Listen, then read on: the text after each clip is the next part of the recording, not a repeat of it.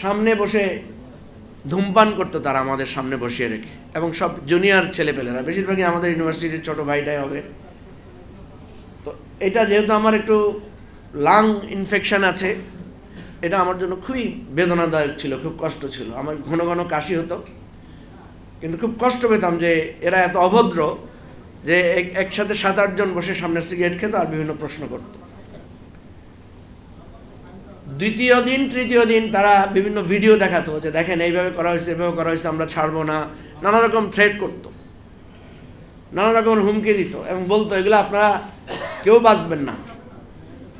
কিন্তু অদ্ভুত ব্যাপার দেখলাম যে তৃতীয় বা চতুর্থ দিন থেকে তাদের ভাষা আস্তে আস্তে বদলানো শুরু করলো, তাদের সিগারেট খাওয়া বন্ধ হলো এবং এরপরে দেখি আপ্যায়ন, আলাপচারিতা সব কিছু, এবং শেষ পর্যায়ে তারা বলছে যে এটা একটা সমাধান পথে যায় কিনা। একদিন তাদের সব বড় অফিসাররা সবাই আসলেন, এসে বললেন যে আপনারা চাইলে একটা সমাধান করতে পারেন।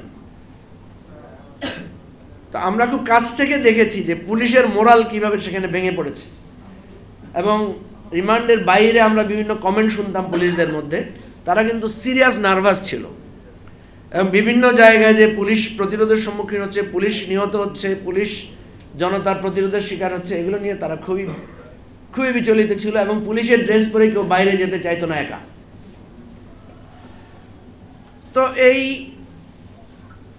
জায়গায় আমরা দেখলাম যে লাস্টে এসে তারা কিভাবে ভেঙে পড়েছে, এবং যেদিন আমাদেরকে জেলখানায় নিয়ে যাওয়া হচ্ছে সেদিন তো একেবারে ভয়ানক অবস্থা। তো পুলিশ টুলিশ সব নাই, আমাদেরকে অনেকটা মানে একদম সিঙ্গেল অবস্থায় জেলখানায় যেতে হয়েছে। আমি শুধু জেলখানার স্মৃতিটা একটু বলেই শেষ করি, তারপরে একটু রাজনৈতিক পরিস্থিতি নিয়ে কিছু কথা বলবো। জেলখানায় যেদিন 5ই আগস্ট আমাকে একটা আমদানি ওয়ার্ডে রাখা হয়েছিল, সেখানে অন্য কোনো আসামি ছিল না, আমি একাই ছিলাম। তো হঠাৎ ব্যাপক আওয়াজ, উৎফুল্ল শুরু হলো যখন 2:15 দিকে, 2:15 দিকে, তখন যেই সাথে যেই 2জন ওই যে ফালতু থাকে, কয়েকজন অ্যাসিস্ট্যান্ট থাকে, ওরা লাফ দিয়ে উঠে বললো, আমি বললাম যে কী হয়েছে, এবং এটার যে ওয়েভ পুরা জেলখানা মনে হয় যেন মানে আনন্দে উল্লাসে কাঁপছে।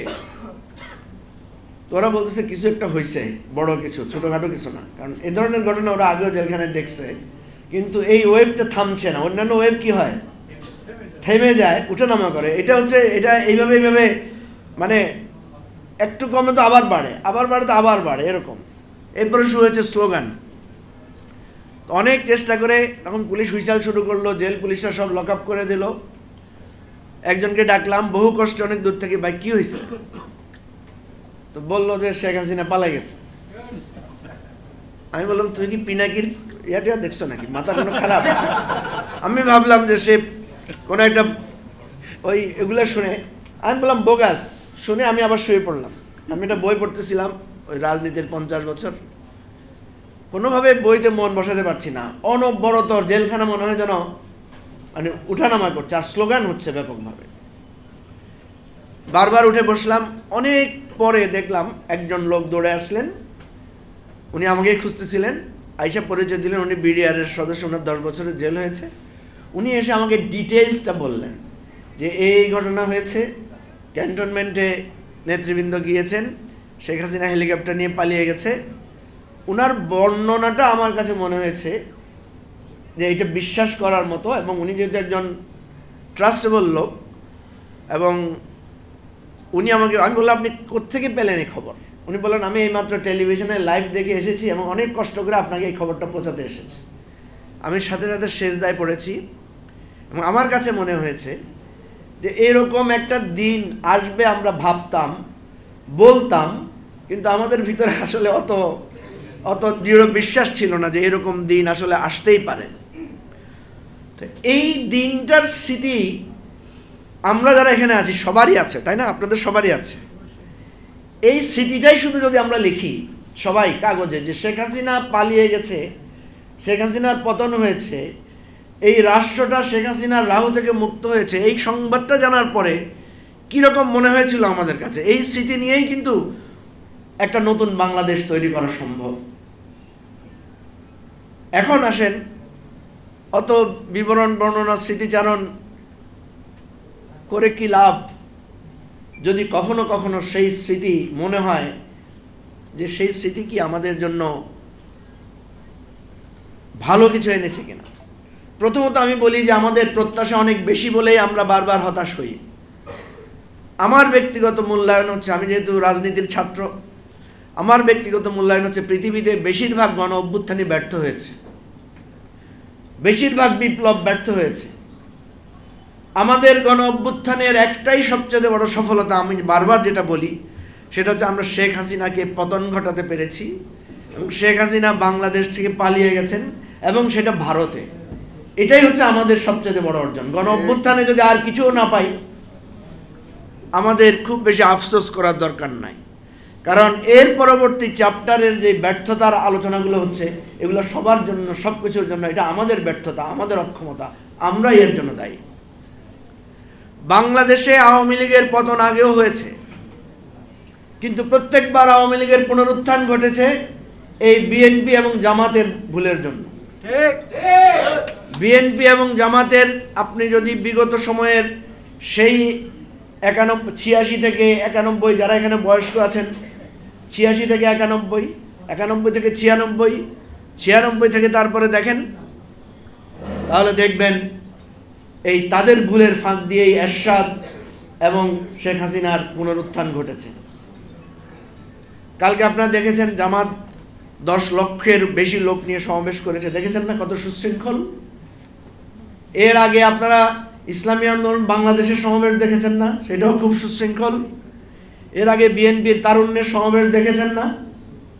আচ্ছা, এই তিনটা দল মিলেই যদি একটা সমাবেশ ডাকতো, হাসিনার পতন হয়ে যেত না? হয়তো কিনা?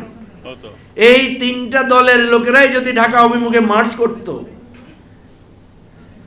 যতগুলো লোক বিএনপি এবং জামাতের এই গণ অভ্যুত্থানে জীবন দিয়েছে, নেতৃত্বে তো ওনারা ছিলেন না, নেতৃত্বে ছিলেন বৈষম্য বিরোধী ছাত্র আন্দোলন, বা তারও আগে যেটা রাশেদ বলেছে যে এই নেতৃত্ব আসলে উৎপাদন হয়েছে 2018-তে আমাদের কোটা সংস্কার আন্দোলনের মধ্য দিয়ে। এবং কোটা সংস্কার আন্দোলনে 18-তে একটা গণ অভ্যুত্থান হতে পারত, কিন্তু আপনারা দেখেছেন সে সময় বারবার রাজনৈতিক দলগুলো বলেছে আমরা এই আন্দোলনের সাথে নাই। আমি ওনাদেরকে ছোট করছি না, ওনারা নাই হয়তো ভালো নিয়তেই করেছেন, কারণ ওনারা চেয়েছেন। আমি জানি তখন নুরুল হক নূর আবির্ভূত হয়েছিলেন, রাশেদরা আবির্ভূত হয়েছিলেন এই দেশ এবং জাতির একটা নতুন দিশা হিসাবে, যে এই তরুণরাই পারবে বাংলাদেশকে বদলাতে। কিন্তু সেই সময় রাজনৈতিক দলগুলোর পরিকল্পিত, এখন যারা বলছেন ওনারা বিভিন্ন ছক এসেছেন, ছক এঁটেছেন, তখন আপনাদের এই ছকটা হাঁটেন নাই কেন? আমি তো এই ওয়েভের চাইতে ওয়েভকে বেশি দেখি, ওই ওয়েভটা অনেক বেশি ভাইব্রেন্ট ছিল, এটা আপনাদের মনে থাকার কথা। তখন আমরা এত গণমাধ্যমের ছিল না, তখন এই ফেসবুক ইউটিউব দিয়েই আমাদের এই গণ জাগরণটা তৈরি হয়েছিল। তো প্রিয় ভাই বন্ধুগণ, আমি যে কথাটা বলতে চাচ্ছিলাম যে বিএনপি জামাতের 1 বছর যেতে হয় নাই, দেখেন কিভাবে বিভেদটা, বিতর্কটা তাদের তৈরি হয়েছে। এক দল এক পক্ষকে রাজাকার, এক দল আরেক পক্ষকে চাঁদাবাজ ডাকছেন। মনে হয় যেন বিএনপি আগে খুব ধোয়া তুলসী পাতা ছিল, দুধে আলতা ছিল, হঠাৎ করে ওনারা চাঁদাবাজ হয়ে গেছেন। আর জামাত তো এই 5ই আগস্টের পরে রাজাকার হয়েছে, এর আগে কিছুই ছিল না, খুব ভালো ছিল। বিষয়টা অনেকটা এরকম মনে হয় না? আপনারা 25 বছর ধরে ঐক্যবদ্ধ ছিলেন, 25 বছর ধরে জোট করেছেন, সরকারে এসেছেন, বিএনপি থেকে বেরিয়ে আসার জন্য জামাতকে এমন কোনো দেওয়া হয় নাই, কি প্রস্তাবনা দেওয়া হয় নাই। মন্ত্রিত্ব, পার্লামেন্টে অবস্থান, তাদের নেতাদের ফাঁসি থেকে মুক্তি, সব ধরনের প্রপোজাল তাদেরকে দেওয়া হয়েছিল। তারা তো বিএনপি থেকে জোট থেকে বেরিয়ে আসে নাই। আর বিএনপিকে হেন কোনো মন্তব্য করা হয় না যে রাজাকারের মদতদাতা। খালেদা জিয়াকে বলা হয়তো যে উনি নাকি জামাতের আমির, পরোক্ষ আমির, বলা হয়েছে না ভাই? তাহলে এত কিছুর পরেও আপনারা তখন ঐক্য ভাঙেন নাই, আপনারা গড়ছাড়া ছিলেন। যেই সময় রাষ্ট্রটাকে গড়া দরকার, যেই সময় আবু সাইদ মুগ্ধের রক্তের উপর দাঁড়িয়ে আপনাদের বলা উচিত ছিল যে এই বাংলাদেশ অনেক কষ্টে ফেরত পেয়েছি, অনেক কষ্টে খালেদা জিয়াকে আবার আমরা রাজপথে দেখেছি।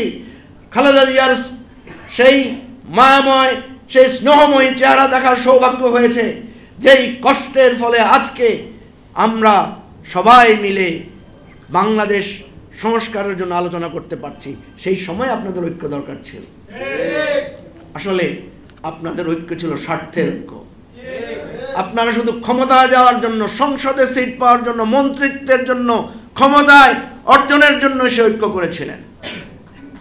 শুনলে হয়তো খারাপ লাগবে, আমি এই কথাটা এই জন্যই বলছি যে আপনাদের উপলব্ধির জন্য বলছি।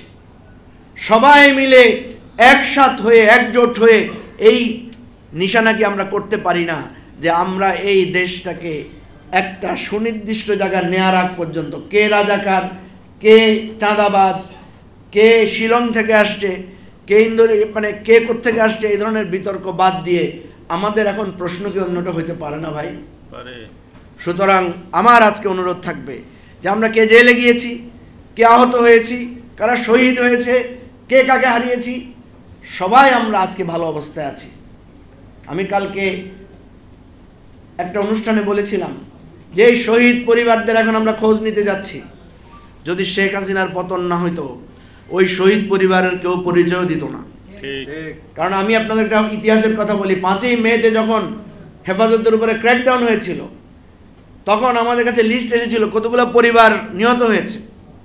আমরা যখন তাদের বাড়িতে খোঁজ নিতে গেছি, কেউ স্বীকার করে না, বলতে না আমাদের কোনো ছেলে মারা যায় নাই, বলতে আমাদের এই নামে কোনো ছেলেই নাই।